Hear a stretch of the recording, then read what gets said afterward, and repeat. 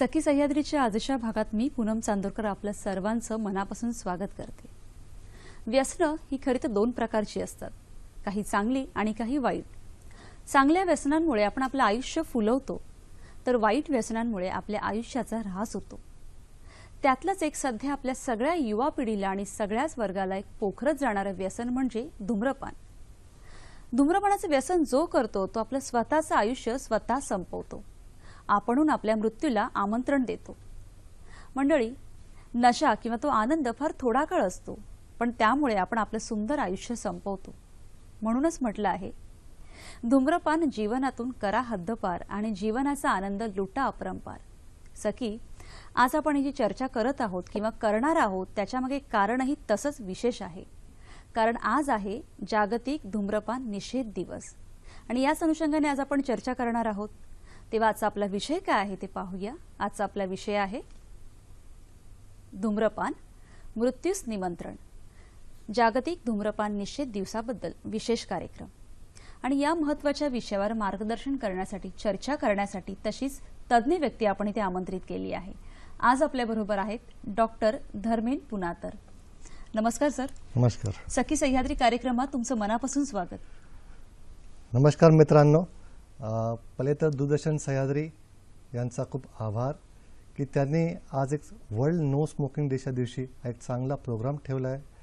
या प्रोग्राम माध्यमातून लोकांना बरंच जागृती भेटणार, माहिती भेटणार आणि एक चांगला पुढाकारासाठी डीडी सह्याद्री यांचा खूप आभार माझा। धन्यवाद सर। खरं तर दिलं आहे, डायबिटीजमध्ये पोस्ट ग्रॅज्युएशन कोर्स केला असून 15 वर्षापासून ते प्रॅक्टिस करत आहेत।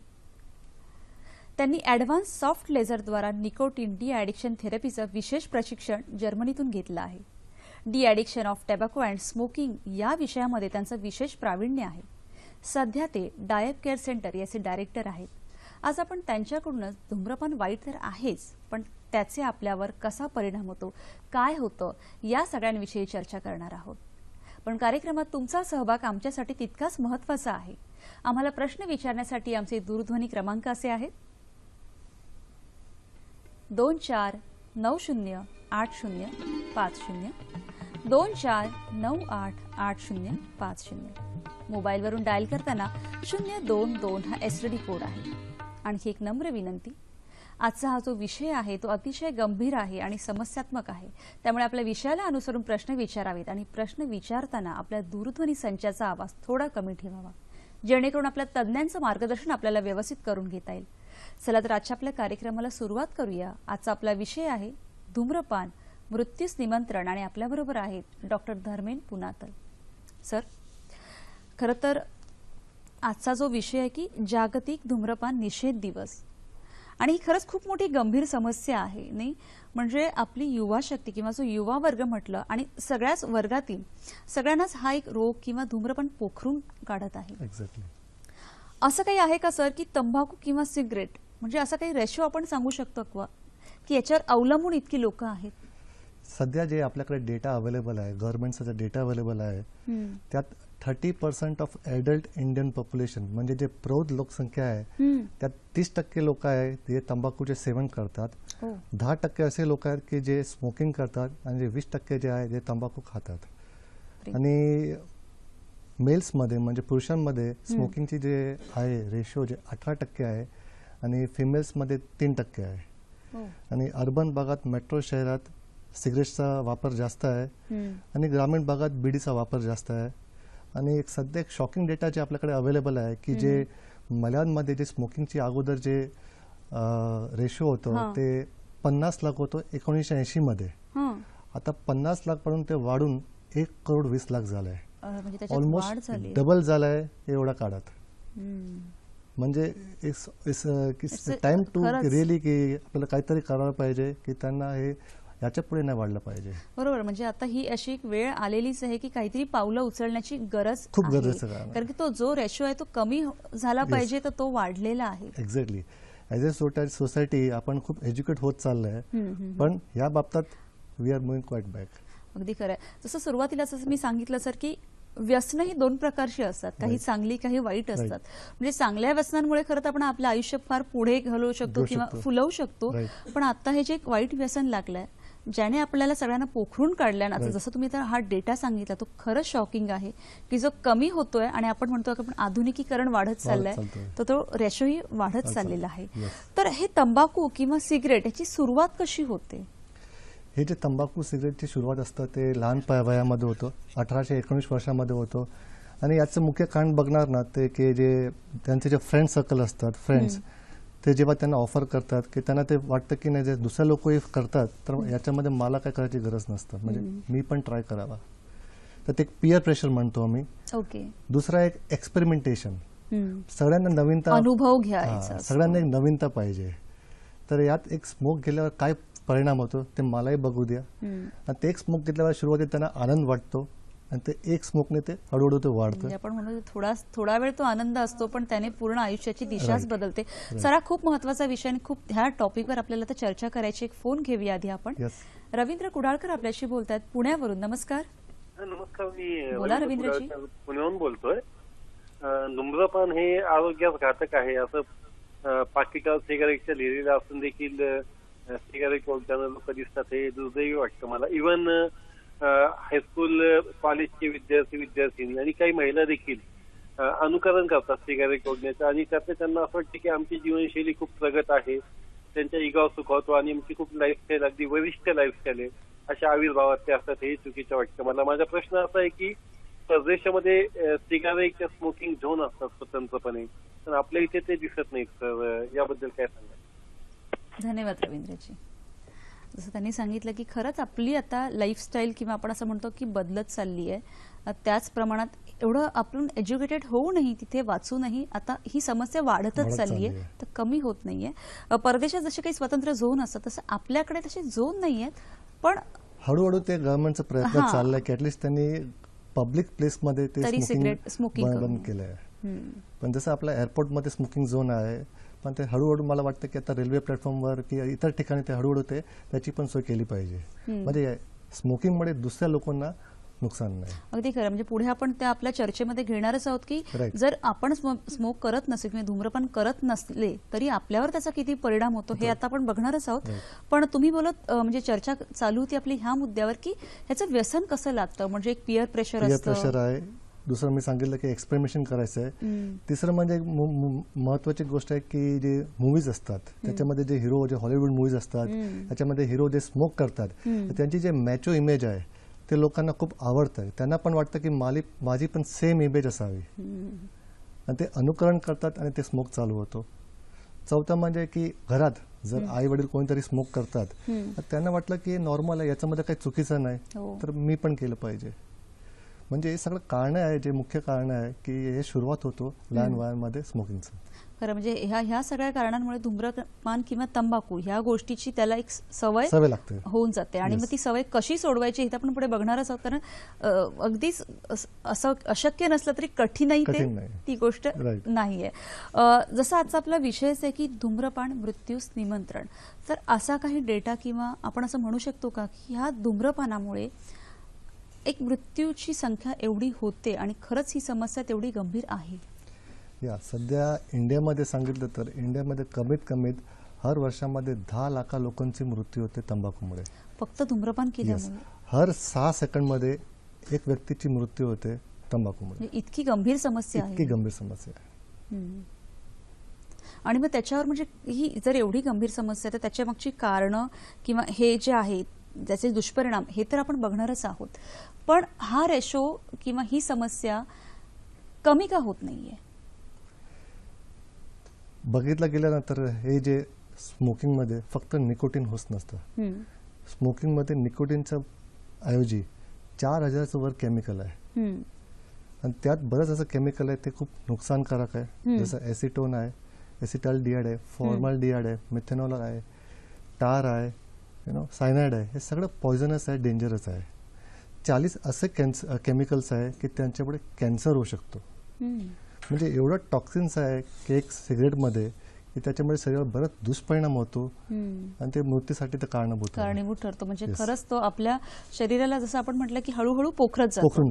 अगदी खरं आहे. धूम्रपान आता जसं आपण तुम्ही मगाशी रेशोही सांगितलं की स्त्रियांमध्ये त्याचं वाढतं प्रमाण आहे, पुरुषांमध्ये तर आहे आणि ते प्रत्येक वयोगटामध्ये वेगवेगळं आहे.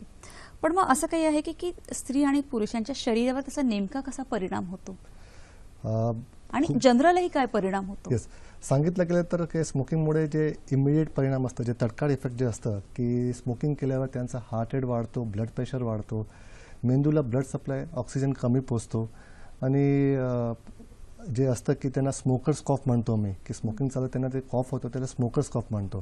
ते इमिडिएट इफेक्ट आहे. आणि जर आपण सांगितलं की त्याचं लॉंग टर्म परिणाम काय आहे, दीर्घकालीन परिणाम काय आहे, तर स्मोकिंग जे करणारे लोक आहेत त्यांना पॅरालिसिसचे चान्सेस वाढतात, त्यांचे दात वगैरे लवकर सडतात, त्यांना हार्ट अटॅक, हार्ट डिझीजचे प्रॉब्लेम खूप जास्त असतात, त्यांना दम लागतो, अस्थमाचा प्रॉब्लेम, ब्रॉन्कायटिस वगैरे जास्त असतो.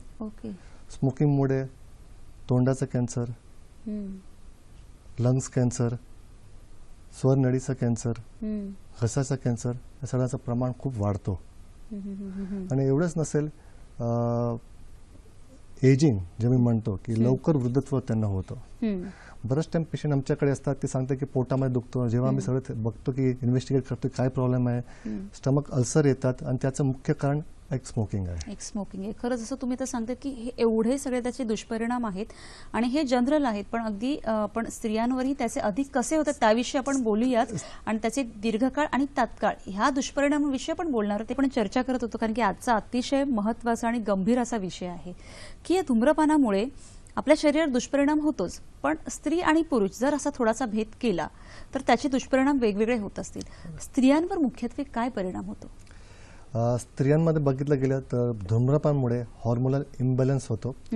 ते हॉर्मोनल इम्बॅलन्समुळे त्यांची जे मासिक पाळी आहे ते अनियमित होतं आणि जी पाळी पण जे येतात तर इरेग्युलर असतात, कमी येतो ब्लड फ्लो वगैरे. आणि दुसरं आपण सांगतो की अर्ली मेनोपॉज म्हणजे पाळी लवकर बंदही होऊ शकतो, हे आता मुख्य कारण झालंय. तिसरं म्हणजे आता खूप वाढत चाललंय की वंध्यत्व म्हणजे इनफर्टिलिटी हे प्रमाण स्त्रियांमध्ये खूप वाढत चाललंय आणि त्याच्यामुळे धूम्रपान पण एक मुख्य कारण आहे. पण जर समजा एखादी स्त्री प्रेग्नेंट असेल किंवा तर त्या धूम्रपानामुळे बाळावरही परिणाम होत असतील? होऊ शकतो. इमिडिएटली प्रेग्नेंट असेल तर इमिडिएटली स्मोकिंग बंद केलं पाहिजे. नाहीतर काय होऊ शकतं की sudden infant death, sudden fetal death होऊ शकतो, म्हणजे गर्भाची मृत्यू आम्ही जे सांगतो ते होऊ शकतो. म्हणजे स्त्रियांच्या शरीरावर तर एवढे मेजर इफेक्ट किंवा हा एवढे परिणाम गंभीर स्वरूपाचे होतात. पुरुषांच्या बाबतीतही असेच दुष्परिणाम होत असतील? ते कोणते? त्यांचं जे इम्पॉर्टन्स होतं त्यांना ते वाढतं, त्यांचं जे मसल्स वगैरे असतात ते खूप वीक होतात, त्यांना दम खूप लवकर होतो, वृद्धत्व लवकर येतो.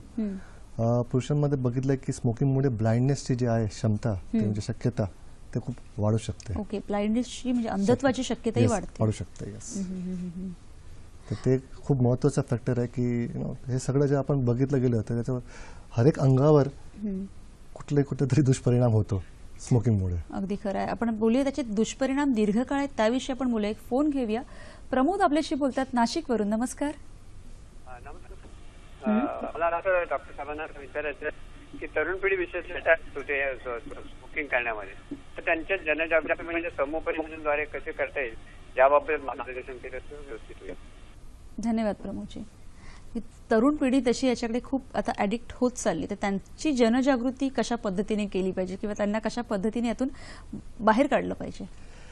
एक खूप चांगला क्वेश्चन त्यांनी एक विचारला आहे की पहिले तर बेसिक जे आहे की हे जे चालू होतं ते कॉलेजमध्ये चालू होतं. खरं. तर कॉलेजमध्ये जर एक आपण एक फॉरम ठेवलं की लोकांना की मुलांना एक राईट मार्गदर्शन आपण जर आपण दिलं, कुठल्या बाबतीत एक लेक्चर ठेवलं की एक कोर्स ठेवलं की काही मटेरियल वगैरे असं ठेवलं की त्यांनी एक राईट मार्ग दिलं, तर याच्यापेक्षा ते दूर राहू शकतो. ते एक मोठा फॅक्टर आहे की ते कॉलेजमध्ये ते सगळं इनिशिएटिव्ह केलं पाहिजे. दुसरं गव्हर्नमेंटने पण जे काही आपण करू शकतो की तरुणासाठी काय काय करू शकतो त्याच्यावर एक स्टेप्स घेतलं पाहिजे. आणि तिसरं म्हणजे एक फॅमिली, ते एक मोठा इम्पॉर्टंट आहे. आई वडील जे असतात ते खूप इम्पॉर्टंट रोल प्ले करतात. त्यांनी जर पूर्वीपासून चांगले जे संस्कार वगैरे दिले असतील की पूर्वीपासून चांगलं त्याची व्यवस्थित त्याचे मार्गदर्शन दिलं असेल तर हे सगळं होणार नाही. बरोबर. त्यांच्या फ्रेंड सर्कल जर ते व्यवस्थित बघणार की फ्रेंड सर्कल चांगलं आहे तर ते it can be avoided. Right. म्हणजे तिथून हळूहळू त्यांना यातून बाहेर आपण काढू शकतो. जसं आपण ह्याच्याबरोबर बोलत होतो की स्त्री आणि पुरुष म्हणजे दोघांच्याही शरीरावर विविध परिणाम होतात, पण असं काही आहे का की हे तात्काळ परिणाम आहेत आणि हे दीर्घकाळ परिणाम धूम्रपानामुळे दिसून येतात? हो, तात्काळ परिणाम जसं मी सांगितलं होतं की त्यांचं ब्लड रेट, हार्ट प्रेशर सगळं वाढतं, मेंदूला ऑक्सिजन सप्लाय कमी होतो. आणि दुर्गम परिणाम म्हणजे हर एक अंगावर काही ना काही परिणाम असतात. बरं. आणि जसं मी अगोदर पण सांगितलं होतं की जे परिणाम आहे, आणि मुख्यमध्ये जर आपण जर सांगतो की कॅन्सर बाबतीत हे जे आहे, हा, जसं मगाशी तुम्ही सांगितलं की तोंडाचा कॅन्सर, पण असे अजून काही कॅन्सरचे बरेच प्रकार आहेत का प्रकार, हो, हो. की तेही आम्हाला की सांगा. फक्त लोकांना असं वाटतं की स्मोकिंगमुळे की निकोटीनमुळे फक्त लंग कॅन्सर आहे, पण तसं नाही आहे.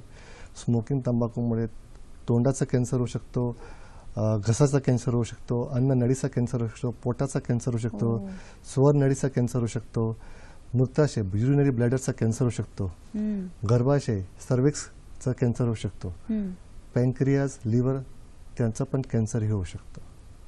म्हणजे असं बघितलं तर कुठले असं भाग नाही की तिकडे कॅन्सर होऊ शकत म्हणजे नाही. तुम्ही हे ज्या पद्धतीने सांगताय किंवा जे कॅन्सरचे प्रकार सांगितले त्यावरून धूम्रपान ही किती मोठी समस्या आहे. खूप मोठी समस्या आहे. म्हणजे एक सिगरेट स्मोकिंगमुळे त्याच्यावर जे दुष्परिणाम आहे, एक फक्त आपण सिगरेट कशाला घेतात ते लोक, फक्त एक छोटा आनंदसाठी, पण ते छोटा आनंदसाठी त्यांना जे दुष्परिणाम ते नंतर जे 10 वर्षानंतर जे संपूर्ण आयुष्यभर भोगावे लागतात.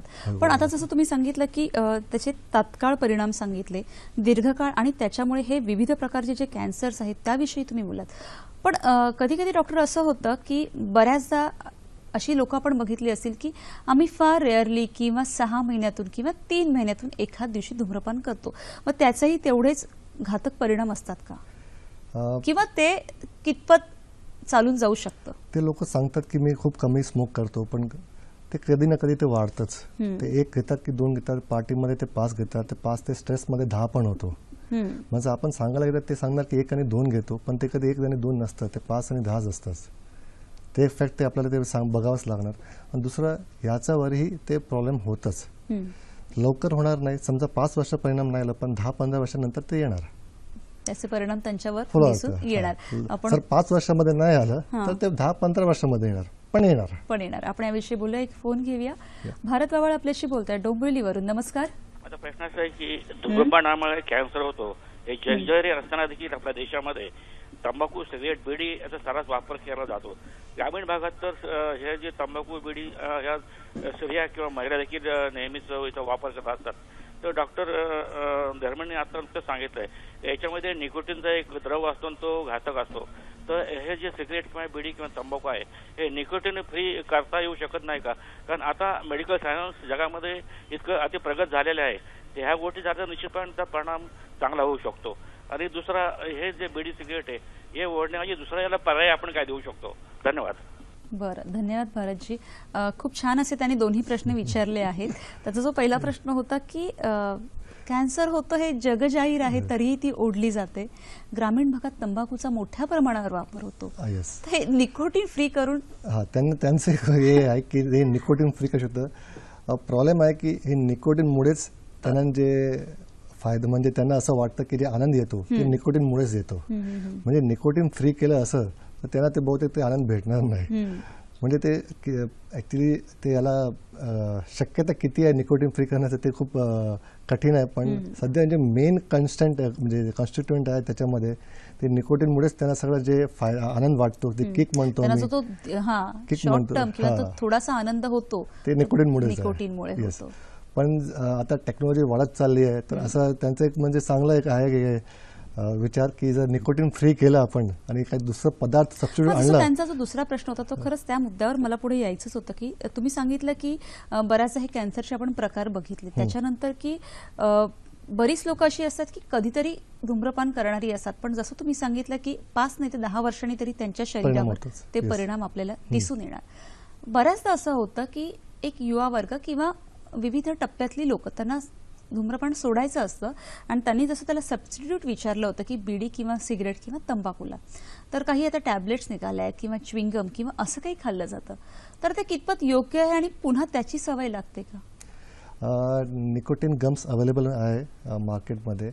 म्हणजे ते असं नाही की इट्स अ रिप्लेसमेंट, पण त्याने निकोटीन तर येणारच, पण कमी मात्रामध्ये येणार. अच्छा, निकोटीन येतं पण कमी मात्रामध्ये येणार. बरं. येस, तो इट्स अ रिप्लेसमेंट, म्हणजे हे लेस हानिकारक आहे. असं आहे, पण त्याला सबस्टिट्यूट दुसरं असं सबस्टिट्यूट नाही.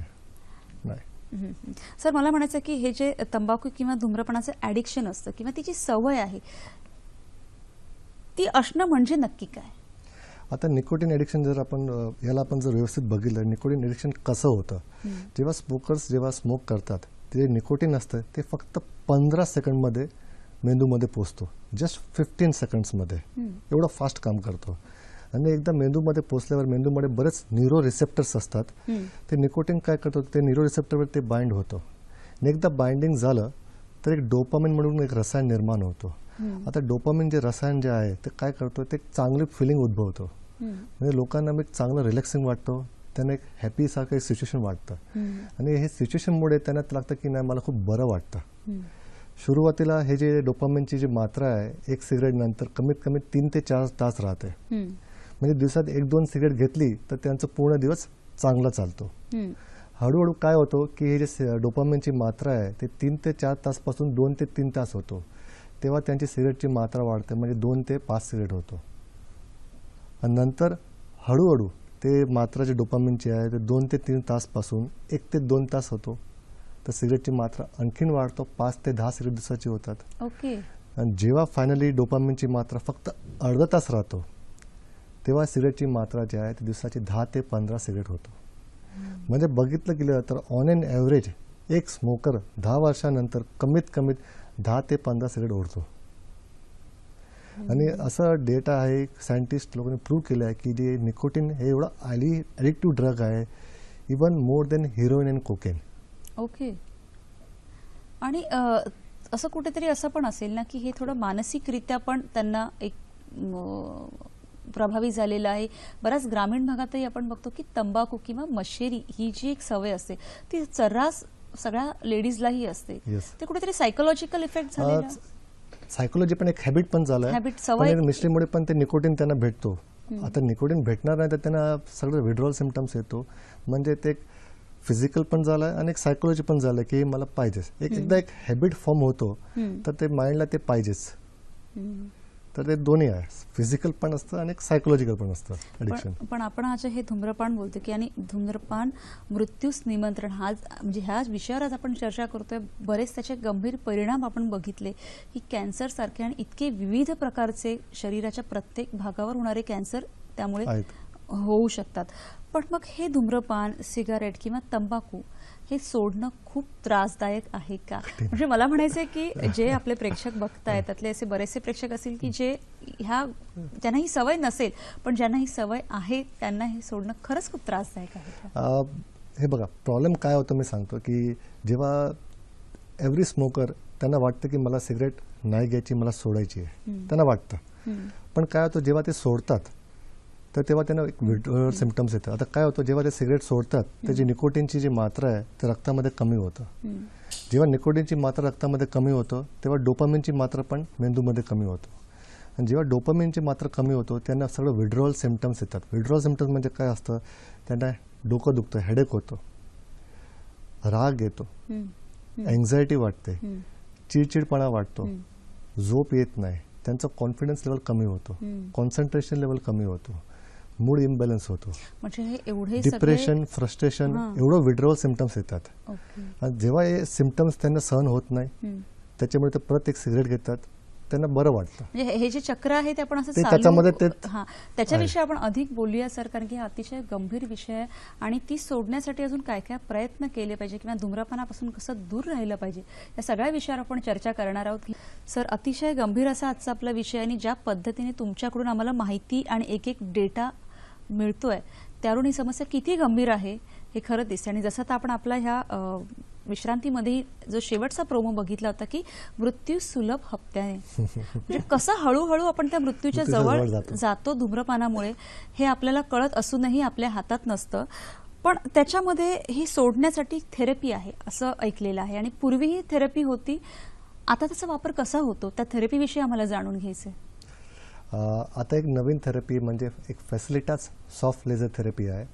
हे खूप सक्सेसफुल प्रोग्राम आहे ऑल ओव्हर द वर्ल्ड आणि याच्यामध्ये एक युनिक कॉम्बिनेशन आहे. एक ट्रेडिशनल ॲक्युपंक्चर प्रिन्सिपल्स आहे आणि एक मॉडर्न सॉफ्ट लेझर टेक्नॉलॉजी आहे. आता जे ट्रेडिशनल ॲक्युपंक्चर प्रिन्सिपल्स आहे ते बऱ्याच वर्षापासून चायनामध्ये फॉलो होतं. तिथे हे निकोटीन सोडण्यासाठी, तंबाखू सोडण्यासाठी हे जे ट्रीटमेंट आहे 30-40 इयर्सपासून चालू आहे. पण तिकडे ते ॲक्युपंक्चरसाठी ते पिन्स आणि निडल्स यूज करतात. त्याच्यामुळे लोकांना पेन होऊ शकतो आणि थोडं इन्फेक्शनचा चान्सेस होऊ शकतो.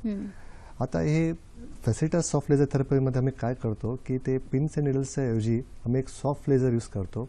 त्याची काही साईड इफेक्ट नसतं, त्याच्यामध्ये पेन होत नाही आणि एकदम रिलॅक्सिंग आहेत. आणि हे जे थेरपी आहे ते आम्ही डेमो देऊ आपण. हे जे थेरपी आहे आम्ही कुठे करतो, हे जे कान एक्सटर्नल इयर म्हणतो, कानाचा हे जे भाग आहे इथे करतो. आणि हे लेझर आहे, हे लेझर मशीन आहे. अशा पद्धतीने कानावर बरेच ॲक्युप्रेशर पॉइंट्स आहे. हे पॉइंट्स जसं आम्ही याचे स्टिम्युलेट करतो, प्रत्येक पॉइंट असं घेऊन आपण प्रेक्षकांना दाखवू शकतो. हे जे पॉइंट्स आहे ना, इथे आम्ही स्टिम्युलेट करतो असं, आणि 1-1 मिनिटवर असं करतो. आणि कमीत कमी एक 15 पॉइंट आहे, 15 दिसतं. ओके, बरोबर. एक 15 पॉइंट आहे कानावर आणि दिसतं, सॉरी 15 पॉइंट असतं. आणि 1-1 पॉइंटवर आम्ही 1-1 मिनिट ठेवतो. आणि इथे बायोस्टिम्युलेशन होतं. आणि जसं आम्ही 15 पॉइंट स्टिम्युलेट करतो कानाच्या भागावर, हे बायोस्टिम्युलेशनमुळे एक रसायन निर्माण होतो, त्याला आम्ही एंडोफिन्स म्हणतो. आता एंडोफिन्सचं काम काय, त्याला आम्ही हॅपी हॉर्मोन्स म्हणतो. जे डोपामिन लेवल कमी होतं तर त्याची हे पूर्ण एंडोफिन्स करतं. म्हणजे जेव्हा डोपामिन कमी होतो त्यांना विड्रॉवल सिम्पटम्स येतो. आता हे एंडोफिन्समुळे ते जे हॅपी हॉर्मोन्स आहे त्याच्यामुळे त्यांना ते विड्रॉवल सिम्पटम्स होत नाही. म्हणजे जे 15 पॉइंट जे तुम्ही सांगितले की त्याला तुम्ही ते लेझर थेरपी देता, पण मग त्याचा काही कालावधी आहे का? एक कालावधी म्हणजे एक दोन्ही कानामध्ये करतो. हे 25 मिनिट्सची एक कानवर प्रोसिजर आहे. दोन्ही कानावर टोटली टेक्स 45 मिनिट्स. आणि असं असतं की हे पूर्ण जे ट्रीटमेंट जे प्रोसिजर आहे it takes around 45 minutes. 45 minutes counselling असतं आम्ही. त्यात काउन्सिलिंग पण खूप महत्त्वाचं आहे. आणि जेव्हा पेशंट आमच्याकडे येतो तर पहिला त्यांना आम्ही काउन्सिलिंग करतो की हे निकोटीन ॲडिक्शन काय आहे. म्हणजे जेव्हा पेशंट तुमच्याकडे येतो त्यावेळेला त्याला काउन्सिलिंग करणं ही खूप गरजेचं आहे. Yes, okay. तर हे म्हणजे त्यांना काय सांगतो मी पहिले की निकोटीन ॲडिक्शन काय असतं, विड्रॉवल सिम्पटम्स काय असतं, हे थेरपीमुळे त्यांना काय परिणाम होणार, कसा त्यांना फायदा होणार. थेरपी एक 45 मिनिट्सची आहे. आणि आफ्टर 45 मिनिट्स ते जे डोज अँड डूज असतात, जे हॅबिट्स आहे, कारण हे फक्त फिजिकल ॲडिक्शन नाही, सायकोलॉजिकल ॲडिक्शन आहे, जे बिहेवियरल जे चेंजेस करावं लागतं ते सगळं आम्ही त्यांना सांगतो. पण 45 मिनिटची जी एक थेरपी आहे सो ती आपण एकदाच घ्यायची असते की त्याच्यामध्ये असं आहे की ती रेग्युलर किंवा त्याचा काही कालावधी आहे? आता हे जे कुठलेही हॅबिट एका दिवशी सोडू शकत नाही. कमीत कमी 2 ते 3 आठवडे लागतात एक हॅबिट सोडायला. बरं. तर ही जे थेरपी आम्ही करतो ते कमीत कमी 3 ते 4 थेरपी करतो एक 3 ते 4 आठवड्यामध्ये. अच्छा, वेगवेगळ्या दिवशी. येस. मग त्यांना कसा इफेक्ट जाणवतो त्याच्यावर आम्ही डिसाईड करतो थेरपी नेक्स्ट सेशन कसं होतो. आणि finally it takes 3 to 4 weeks कुठली हॅबिट ब्रेक करायला, आणि त्याचा त्यांना एक चांगला इफेक्ट भेटतो. बरं सर, त्याविषयी आपण अधिक बोलू. एक फोन घेऊया. नंदकिशोर मंत्री आपल्याशी बोलतायत जालन्यावरून. नमस्कार. नमस्कार, बोला. मी आष्टी जिल्हा जालन्यावरून बोलतो. नंदकिशोर मंत्री. तंबाखूचे जे व्यसन आहे ते सोडण्यासाठी काय उपाययोजना करावी लागेल? आणि दुसरा प्रश्न आहे की ज्यांना काही व्यसन नाही त्यांना पण कॅन्सरचा झालेले असे काही रुग्ण असते, त्यांना कशामुळे होतं? आणि जे तंबाखू जास्तीत जास्त व्यसनाधीन आहेत तंबाखूचं, त्यांना तर होऊ शकतो, पण जे खात नाहीत त्यांना पण कसं काय होतो मॅडम? बरं, धन्यवाद नंदकिशोरजी. जसं त्यांनी जो प्रश्न विचारलाय की तंबाखूचं खूप व्यसन असेल तर ते सोडण्यासाठी काय करू शकतो, आणि ते सोडण्यासाठी ही जी काही लेझर थेरपी त्याविषयी सध्या आपण आता बोलत आहोत, अजूनही काही उपचार असतील तर तेही त्यांना सांगा. आणि त्यांनी अजून त्यालाच जोडून असं विचारलं की धूम्रपान किंवा तंबाखू खातो त्याच्यामुळे तर काही वेळेला कॅन्सर होतोच, पण जे खात नाही त्यांनाही होतो, पण असे दुसरेही बरेच प्रॉब्लेम आहे. त्याला आम्ही पॅसिव्ह स्मोकिंग म्हणतो की जे दुसरे लोक जे फॅमिली मेंबर्स असतात की त्यांना आज खास करून ते बाळे जे असतात, मुले असतात, त्यांना पण प्रॉब्लेम होतो. आणि पॅसिव्ह स्मोकिंगमुळे त्यांना अस्थमाचे चान्सेस, ब्रॉन्कायटिस हे जर जास्त होतो. त्यांना वारंवार इन्फेक्शन होतं कारण ते रेझिस्टन्स पॉवर त्यांना खूप कमी होतं, म्हणजे त्यांना इन्फेक्शनचे चान्सेस खूप वाढतात.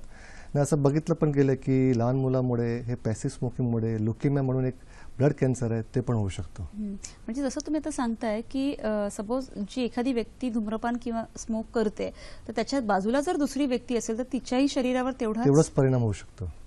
बरं. कारण ते धूम्रपान ते घेतात पण ते धूम्रपान बाहेर सोडतात स्मोकर्स आणि त्याच्यामुळे ते जे धुवा जे आहे ते दुसऱ्या लोकांना होतो. म्हणजे दुसऱ्याही व्यक्तीला तेवढाच त्याचा परिणाम होऊ शकतो. ओके. आणि ते सोडण्यासाठी काय करता येईल? म्हणजे पॅसिव्ह स्मोकिंग सोडण्यासाठी की you have to stay away from those जे तंबाखू जे धूम्रपान करतात त्यांच्याशी आपण थोडं दूर राहावं. अच्छा. असं तुम्ही ह्या ट्रीटमेंट विषयी सांगत होता की जे लेझर ट्रीटमेंट आहे तिचा जो 15 मिनिटाचा 25 मिनिटचं जे प्रोसिजर आहे एक कानामध्ये दुसऱ्या कानामध्ये आणखी 25 आणि मिनिट. त्याच्यासाठी काही वयाची मर्यादा आहे का? नाही, कुठल्याही वयाची मर्यादा नाहीये, कोणी करू शकतो. फक्त तिथंच एक कॉन्ट्राइंडिकेशन आहे की जे प्रेग्नंट लेडी असतात किंवा ज्यांना फिट्स किंवा एपिलेप्सी होतो किंवा जे पेशंट ज्यांना पेसमेकर असतात त्यांना आम्ही थेरपी करू शकत नाही. बाकी इथल्या कुठल्याही व्यक्तींना आम्ही करू शकतो. पण मग कोण अशा काही व्यक्ती आहेत का की ही ट्रीटमेंट घेऊ शकत नाही? हे फक्त हे 3च जे आहे की बाकी सगळ्यांना आम्ही करू शकतो. आपला एक फोन घेऊया. उमा महाजन आपल्याशी बोलतायत गोरेगाववरून. नमस्कार. आता जस्ट डॉक्टर साहेबने एक लेझर थेरपी दाखवली. त्या कुठल्या हॉस्पिटलमध्ये जावं लागतं? त्या पर्टिक्युलर हॉस्पिटल आहेत का? आणि त्याला खर्च काय येते? ट्रीटमेंटसाठी खर्च किती येतं आणि कालावधी काय? बरं, धन्यवाद उमाजी. त्याच्याविषयी जी विस्तृत माहिती आहे ती आपल्या कार्यक्रमानंतर तुम्हाला मिळणारच आहे. फक्त त्याचा जो कालावधी आहे तो जसा 3 ते 4 आठवडे तुम्ही करतात. कोणाला काय लागतं की हे बघा, हे कुठली ॲडिक्शन म्हणजे एक होलिस्टिक अप्रोच आहे. त्याच्यामध्ये आम्ही जसं काउन्सिलिंग करतो एक फॅमिली सपोर्ट पण लागतो की फॅमिलीचा सपोर्ट खूप महत्त्वाचा आहे की हे जेव्हा ट्रीटमेंट करतो एक पॉझिटिव्ह एक एन्व्हायरमेंट राहिलं पाहिजे की जेवढं ते स्मोकर्स जेव्हा स्मोक सोडतात त्यांना पण कॉन्फिडन्स लेवल त्यांचं वाढलं पाहिजे. जसं तुम्ही आता खूप छान सांगितलं की फॅमिलीचं सपोर्ट असणं खूप गरजेचं आहे. मग जसं तुम्ही काउन्सिलिंग करता ह्या ट्रीटमेंटच्या आधी आणि नंतरही तर जी व्यक्ती स्मोक करते किंवा धूम्रपान करते त्याच व्यक्तीबरोबर तिच्या पालकांना किंवा त्यांना पण आम्ही काउन्सिलिंग करतो की या लोकांना सपोर्ट कसं करायचं. आणि आमचं काय असतं की डेली जेव्हा ट्रीटमेंटमध्ये ज्यांचं ट्रीटमेंट चालू असतं 3 ते 4 आठवड्यामध्ये आम्ही पण त्यांना डेली कॉल करतो. आमचा एक कॉल त्यांना डेली जातो की त्यांची स्थिती कशी आहे, त्यांना काय वाटतं, कसं वाटतं. कारण मला असं वाटतं की त्याच्यामध्ये जो स्मोक किंवा धूम्रपान सोडण्याची इच्छा आहे त्यांच्यामध्ये आत्मविश्वास वाढवणं. बऱ्याचदा असं होतं की फॅमिलीमुळे त्याला अजून डॉमिनेटिंग की बाबा तू हे करतोय सोड सोड सोड, पण ते सोडण्यासाठी त्याला तसे प्रयत्न किंवा दिशा दाखवणं. कुठलंही स्मोकर असं की फॅमिली सांगणार तरच मी स्मोक सोडणार तर ते स्मोक सोडणार नाही. माझी स्वतःची इच्छा अशी पाहिजे की मला स्मोक सोडायचं आणि जेव्हा ते इच्छा होणार तेव्हा नक्की ते स्मोक सोडू शकतो. पहिले इच्छा गरजेचं आहे आणि नंतर हे ट्रीटमेंट केली आमचं जे सपोर्ट आहे फॅमिली सपोर्ट सगळं एकत्र झालं तर स्मोक आरामसे ते सोडू शकता. सर तुम्ही हे जे सांगितलं की हे केवळ धूम्रपान तंबाखू आणि ह्याच्यामुळे आता आपण डेटा आणि ह्या सगळ्या फिगर्स ज्या आमच्या समोर येत आहेत त्याच्यामुळे खरं तर हे युवा वर्ग आहे प्रत्येक वयोवर्गातली जी स्त्री किंवा पुरुष आहेत ते ह्याच्या आहारी गेलेले आहेत. ह्याच्यामुळे स्मरणशक्तीवर किंवा आपल्या निर्णय क्षमतेवरही परिणाम होतो. बरंच परिणाम होतो. तो कसा आणि कितपत होतो हे आम्हाला सुरुवातला नाही पण ॲटलिस्ट एक 15-20 वर्षानंतर त्यांना ते जाणवतो की माझी मेमरी जे आहे ते कमी होतं आणि की जे कॉन्सन्ट्रेशन लेवल आहे जे कामामध्ये ते खूप कमी होतं. आणि त्याच्यामुळे ते काय करतात ते उलट होतं की ते त्यांचं जेव्हा मेमरी आणि कॉन्सन्ट्रेशन कमी होतो त्यांची स्मोकिंगची मात्रा आणखीन वाढते. तर ते एक त्याने समजलं पाहिजे की जे मेमरी जे कमी होतं जे कॉन्सन्ट्रेशन कमी होतं ते स्मोकिंगमुळे कमी होतं. तेच त्यांना एक फिअर असतं की मी सोडल्यावर माझं आणखीन कमी होणार का. बरं. त्यांना एक बरंच फिअर असतं की स्मोकिंगला की असं मी सोडणार तर मी माझं काम बरोबर करू शकणार का, माझा परफॉर्मन्स लेवल माझा वाढणार का, मी मीटिंग अटेंड करू शकणार का, मी डिसिजन बरोबर घेऊ शकणार का. पण जेव्हा आपण त्यांचं जेव्हा आम्ही काउन्सिलिंग करतो तेव्हा हे जे मिथ वगैरे असतात तर मी सगळं ब्रेक करतो की नाही हे रॉंग आहे. हे सगळे गैरसमज आहे. स्मोकिंग सोडल्यावर त्यांचे इनफॅक्ट सगळं स्टॅमिना वाढणार, ब्रिदिंग सगळं जे आहे ते चांगलं होणार, कॉफ बंद होणार, त्यांचं मेमरी जे आहे इम्प्रूव्ह होणार, कॉन्सन्ट्रेशन होणार. इनफॅक्ट जे डिसिजन मेकिंग आहे ते सर्वांत इम्पॉर्टंट आहे. डिसिजन मेकिंग जे ॲबिलिटी असतं ते सर्वांत इम्प्रूव्ह होतं स्मोकिंग सोडल्यावर. त्यांचं कॉन्फिडन्स लेवल एकदम वाढतो. कारण स्मोकर लोकांना हमेशा वाटतं की मला स्मोक सोडायचं आहे पण ते ट्राय करतात 1-2 दिवस परत घेतात तर ते गिल्ट फिलिंग जे असतं त्यांना होतं की अरे मी करू शकत नाही. त्यांचा कॉन्फिडन्स लेवल कमी होतो आणि एकदा सोडल्यावर त्यांना जे फिलिंग वाटतं की नाही आता माझा कॉन्फिडन्स लेवल आता एकदम मजबूत आहे, आता मी काही करू शकतो. म्हणजे आपण असं म्हणू शकतो का की जे धूम्रपान करत नाही त्यांना हे सगळे फायदे होतात की त्यांची स्मरणशक्ती 100%. है ना 100%. म्हणजे त्याची स्मरणशक्ती चांगली असते, निर्णय क्षमता आणि येस फिजिकल म्हणजे Physical, शारीरिक हा. क्षमता ही Yes. खूप चांगली असते. अगदी आपण असं म्हणू शकतो एक्झॅक्टली. की सर आपले जे सरकार आहे हा जो एवढा गंभीर विषय तर त्यांनीही काहीतरी ठोस पावलं उचललेली आहेत म्हणजे बरोबर. ठराविक स्मोकिंग झोन मध्ये किंवा सार्वजनिक प्लेसमध्ये स्मोक करू नये वगैरे त्याविषयी अजून सांगा. आता गव्हर्नमेंटने या काही कायदेही लास्ट काढलेले 3-4 आहेत. वर्षापासून चांगले कायदे काढले. एक तर की स्मोकिंग पब्लिक प्लेसमध्ये नाही करायचं, तर त्याच्यामुळे जे पॅसिव्ह स्मोकिंग बरंच कमी झालं आहे. दुसरं की जे मायनर्स आहे 18 वर्षाचे कमी आहेत त्यांना सिगरेट द्यायची नाही, सेल नाही करायचं, ते खूप चांगलं त्यांनी डिसिजन घेतलंय. तिसरं स्मोकिंगचं कुठलंही प्रोडक्ट ऍडव्हर्टाइजमेंट करू शकणार नाही, इनडायरेक्टली की डायरेक्टली, कारण ऍडव्हर्टाइजमेंटमुळे खूपच इफेक्ट होतो लोकांवर. बरोबर. ते जे माध्यम आहे ते त्यांनी ते कट केलंय. दुसरं त्यांनी सिगरेटमध्ये एक्सेस ड्युटी वाढवली, त्याचं कॉस्ट वाढवलंय, म्हणजे ते स्मोकिंग जे डेली कन्झम्पशन असतात ते पण त्यांनी खूप त्याच्यामुळे कमी केली आहे.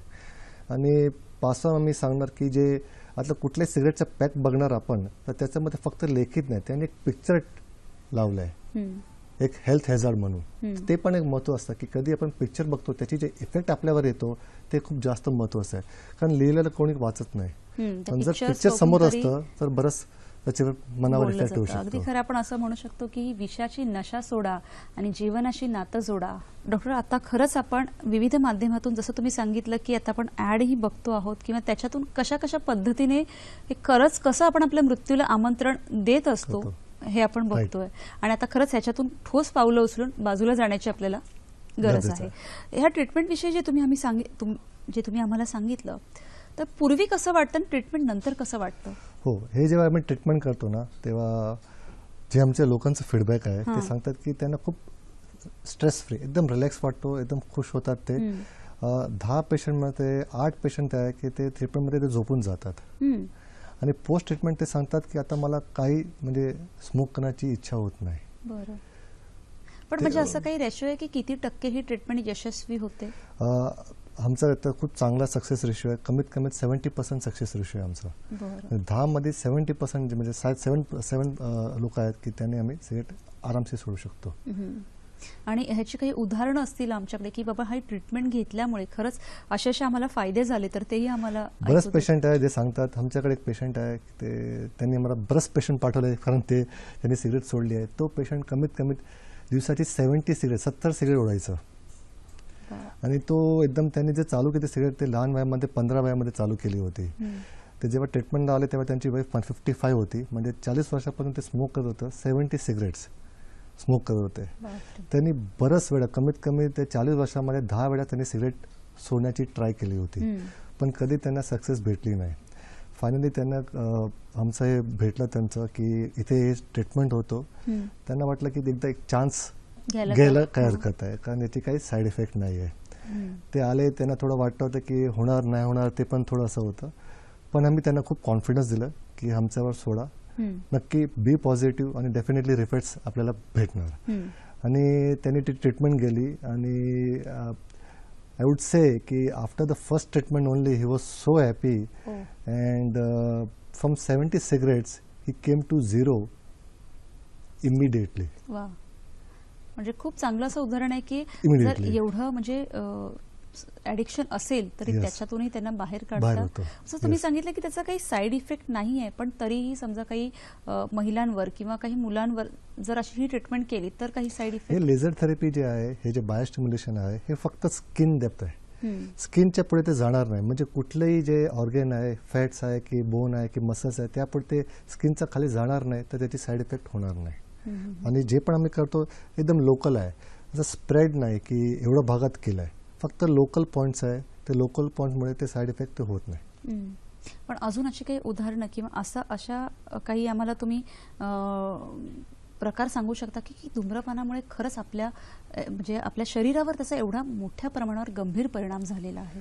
आता मी अजून एक एक्झाम्पल देणार. आमच्याकडे कपल आले होते, ते बऱ्याच टाइमपासून ते ट्राय करतं की ते कपल प्रेग्नेंट होत, म्हणजे ते फिमेल आहे, ते कन्सिव्ह करत नव्हती, प्रेग्नेंट होत नव्हती. तर त्यांचे गायनेकोलॉजिस्टनी बरंच त्यांची टेस्ट केली फिमेल्सची आणि सगळं नॉर्मल निघालं. तर त्यांनी त्यांचं जे हस्बंड आहे त्यांची पण त्यांनी स्पर्म काउंट केलं आणि ते स्पर्म काउंट खूप कमी होतं. तर ते गायनेकोलॉजिस्ट त्यांना विचारलं की हे स्पर्म काउंट कमी आहे तर आपण स्मोकिंग करतात का. तर तेव्हा ते एस्टिमेट त्यांना सांगितलं येस, कमीत कमी मी 15-20 सिगरेट ओढतो दिवसाची आणि कमीत कमी ते 20 वर्षापासून चाललं आहे आणि त्याच्यामुळे त्यांचं स्पर्म काउंट कमी होत होतं. आता तर गायनेकोलॉजिस्टने स्पष्टपणे सांगितलं की जोपर्यंत आपण सिगरेट सोडणार नाही, स्पर्म काउंट इम्प्रूव्ह होणार नाही, हे प्रेग्नन्सी इम्पॉसिबल आहे. आणि शेवटी त्याने आमचा हे पत्ता भेटला, ते इथे आले आणि त्यांनी ट्रीटमेंट घेतली आणि fortunately he was smoke free within a week आणि आफ्टर 3 months त्यांचं स्पर्म काउंट वाढलं and after 6 months I got a call की थँक्यू डॉक्टर की आपल्यामुळे माझी वाईफ प्रेग्नंट झाली आहे, की because of my sperm count increase झालाय and she is able to conceive now. म्हणजे पुरुषांच्या बाबतीत तर आपण म्हणू शकतो, पण स्त्रियांच्याही प्रजनन क्षमतेवर म्हणजे मातृत्वावर त्याचा तेवढाच खूप गंभीर परिणाम होतो. की जसं तुम्ही सुरुवातीला सांगितलं की स्त्रियांचा रेशो हा पूर्वी 3% होता, पण आता नंतर तो डबल झालेला आहे. नाही म्हणजे महिलेच्या शरीरावर तर त्याचा खूप असा परिणाम होतो आणि प्रजनन क्षमतेवरही बराच होतो. त्याविषयी सांगा. जसं आपण सांगितलं की दुष्परिणाम तर बरंच आहे आणि फिमेल्समध्ये जर बघितलं की जे अपार्ट फ्रॉम हॉर्मोनल इम्बॅलन्स, कुठेतरी असं एक फिमेलमध्ये होते की कामाचा वर्कलोड किंवा टेन्शन, म्हणजे आता ही जी बदलती जीवनशैली आहे, आता फिमेल्सचं काय आलं की त्यांचं प्रेशर खूप आहे, स्ट्रेस खूप आहे, घर पण सांभाळ करायचं आहे, कामामध्ये पण प्रेशर आहे आणि आता त्यांना पण आता ते बॅलन्स करायला ते थोडं त्यांचं स्ट्रेस लेवल जे आहे की मला खूप वाढली आहे. डॉक्टर आता हाच आपला हा प्लॅटफॉर्म आहे किंवा आता हा जो मंच आहे ज्याच्यावरून आपण सांगतोय की धूम्रपान मृत्यूस निमंत्रण, आणि जसं आपल्या महिला दोन्ही आघाड्यांवर काम करतात पण स्ट्रेस लेवल कमी करण्याचा हा मार्ग नाहीये. तुम्ही सगळ्यांना काय सांगा? हे स्ट्रेस लेवल तर सर्वांत आयुष्यामध्ये आहे, स्ट्रेस लेवल राहणार, याला आपण कमी करू शकणार. पण आता काय आपल्याला गोल एक असलं पाहिजे लाईफमध्ये की जोपर्यंत माझा गोल नाही की मला काय अचीव्ह करायचं आहे तोपर्यंत आपण कुठे जाऊ शकत नाही. गोल असल्यावर स्ट्रेस येणारच, कुठल्याही कामा असं की स्ट्रेस येणार नाही. पण स्ट्रेससाठी काय काय उपचार आहे. वन, एक फिजिकल ॲक्टिव्हिटी डेली केली पाहिजे, कुठलंही करा, योगा आहे, मेडिटेशन आहे, daily walk, exercise, jogging, swimming, बरंच असं आहे की त्यांचा एक कॉन्फिडन्स लेवल वाढतो आणि याच्यामुळे पण जे हॉर्मोनल इम्बॅलन्स होतो जे फिमेल्समध्ये ते पण कमी होतो. एक फिजिकल ॲक्टिव्हिटी हे खूप इम्पॉर्टंट आहे. दुसरं, always have a good family support. कुठले स्ट्रेस आहे तर चर्चा करा फॅमिलीमध्ये की हस्बंड बरोबर किंवा आई वडीलमध्ये चर्चा करा, तर most of the time 90% of time ते प्रॉब्लेमचं सोल्युशन लगेच मिळतं. मनात ठेवण्यापेक्षा डिस्कस करा फ्रेंड्स बरोबर, फॅमिली बरोबर, तर प्रॉब्लेम सॉल्व्ह होतो आणि नंतर वाटतं की याच्यामध्ये काही स्ट्रेसच नाही, I can do it and I can do it easily. आणि हल्ली एक फॅशन म्हणूनही याच्याकडे थोडंसं ते फॅशन एक चाललंय की ते एक फिमेल्समध्ये की एक आता एक स्टेटस सिम्बॉल पण झालंय की स्मोकिंग केल्यावर ते स्टेटस थोडं हायर स्टेटस होतो, पण ते later on you have to pay for all this. Right. तर हे याला स्टेटस समजू नका, त्याला एक हानिकारक समजा. लाईफमध्ये बरंच चांगलं काम आहे, त्याच्यावर फोकस केलं पाहिजे आणि त्याच्यावर पुढे गेलं पाहिजे. अगदी खरं. जसं आपण महिलांच्या बाबतीत बोललो, पुरुषांच्या बाबतीत बोललो, तसं आत्ताचा एक उद्याची जी युवा पिढी आहे, जो एक मोठा युथ आपण म्हणतो, त्यांना सुद्धा ही गोष्ट अशक्य अशी नाहीये. नाही, जसं तुम्ही सुरुवातीला सांगितलं, एक पियर प्रेशर असतं किंवा एक पहिल्यांदा अनुभव घेण्यासाठी असतो, तो अनुभव नंतर परत परत परत घेतला जातो. सो तो जर कोणीतरी एखादा अनुभव घेतला किंवा अनुभव घेऊच नये, त्यासाठी सुद्धा त्यांना मार्गदर्शन करणं खूप गरजेचं आहे. आता जे लहान मुले असतात त्यांना तर म्हणजे ते आता पुढचं आपण करिअर काय करायचं, मला काय पुढे यायचं, डॉक्टर आहे, इंजिनियर आहे, CA, बरंच माझा गोल काय ते मत एकदा त्याने ते ठरवलं आणि त्याच्यावर त्याने केलं आणि त्याच्यावर त्याने चांगला काहीतरी म्हणजे उद्भवलं की नाही मी हे करू शकतो आणि त्यामुळे त्यांना जे प्रशंसा भेटतो ते जास्त महत्त्वाचं असतं.